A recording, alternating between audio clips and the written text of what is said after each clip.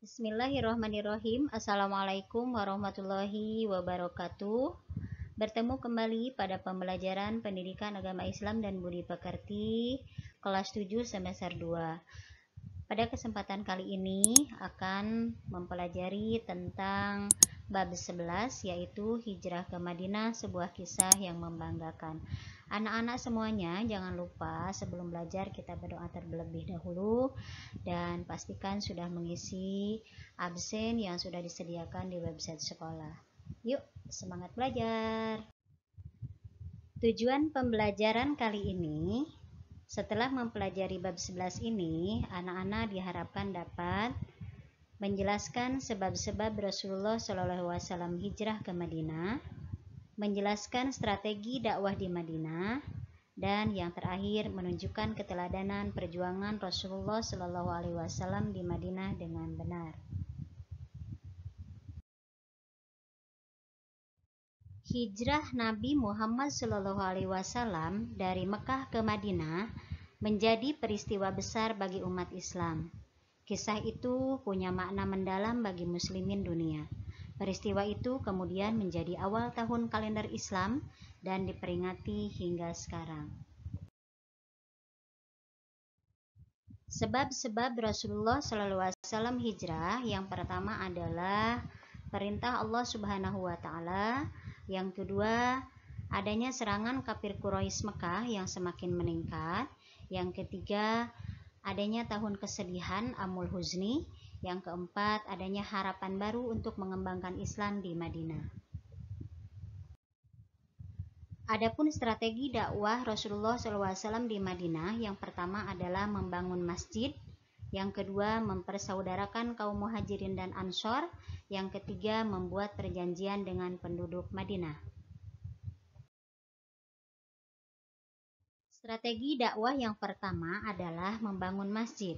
Fungsi masjid pada zaman Rasulullah SAW adalah sebagai tempat mempersatukan umat, bermusyawarah tentang perkembangan Islam, dan sebagai pusat pemerintahan setelah Rasulullah dipilih sebagai pemimpin di Madinah.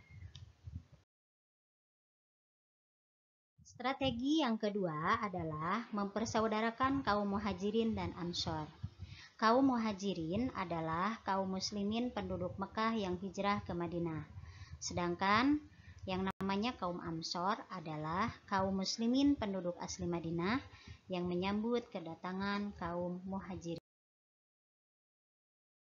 Ini adalah persaudaraan kaum muhajirin dan ansor. Contohnya dari kaum muhajirin ada Abu Bakar yang dipersaudarakan dari kaum ansor, yaitu dengan Kharijah bin Juhair.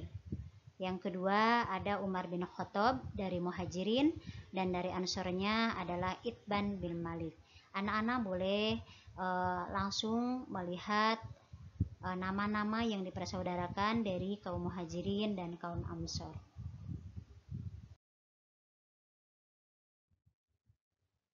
Strategi dakwah Rasulullah yang ketiga adalah membuat perjanjian dengan penduduk Madinah dalam rangka mempersatukan umat Islam dengan umat yang lain adalah membuat perjanjian yang sangat monumental yang disebut dengan Perjanjian Madinah atau Piagam Madinah. Adapun isi Piagam Madinah ada 8. Yang pertama, kaum Yahudi bersama kaum muslimin wajib turut serta dalam peperangan. Yang kedua, kaum Yahudi dari Bani Auf diperlakukan sama kaum muslimin. Yang ketiga, kaum Yahudi tetap dengan agama Yahudi mereka dan demikian pula dengan kaum muslimin. Yang keempat, semua kaum Yahudi dari semua suku dan kabilah di Madinah diberlakukan sama dengan kaum Yahudi Bani Auf.